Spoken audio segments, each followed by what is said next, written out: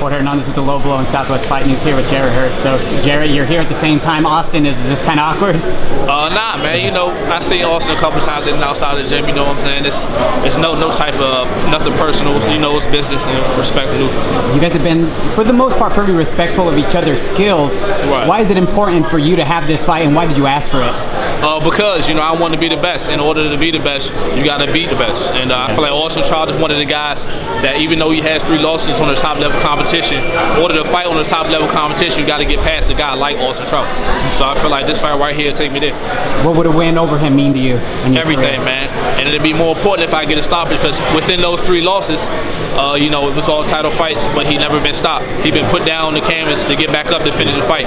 So, you know, getting a stoppage will separate me from, you know, those other 3 champions, and you know, I want to show that I'm much better than them. You mentioned just pulling up.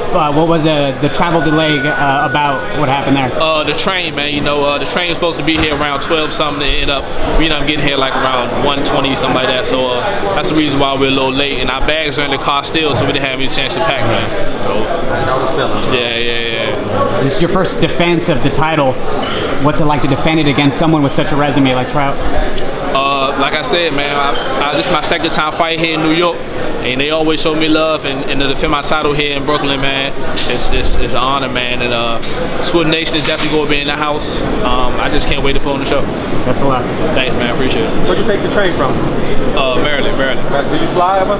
Yeah, we do fly, but you know, they gave, I just know we're not too far away. Yeah. Plane, so. Oh, no, I'm getting on the plane. Yeah. Swift said you disrespected his media workout by coming at the same time. How do you feel about that? Hey, man, that's what they sent me here, so I mean. You said you wanted to get a peek. Any truth in that? Did you think you're ruffling his feathers? Nah, man, it's not that. It's that this is what the ride sent me, and they told me come in and work out, so that's what I had to do. Is there anything that you did kind of get a look at, where you focus on your own thing? Nah, man, like I said, I watched enough tape on Austin, and you know, many people don't know I actually been in the ring with Austin Trout before, so I mean, you know, it's nothing that I need to see or anything like that. We got the game plan. We're gonna be ready Saturday night. And how was that? If you could give us a little insight on, you know, whatever sparring sessions you guys had.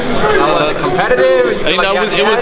I mean, you know, you can't really talk too much about the sparring sessions. We only did 2 rounds together. Okay. And, you know, those basically the filling out rounds, so it wasn't much action, man. But you know, like I said, I'm just familiar with Austin Trout, and nothing really too much on the sparring session. But you know, we gonna see what happens Saturday night. You're the young champ. He's the, you know, the crafty veteran. How much of that plays into this kind of a crossroads fight? Do you look at it like that, or are you taking him like a prime fighter? Oh yeah, me being a younger fighter, I definitely think it plays a part.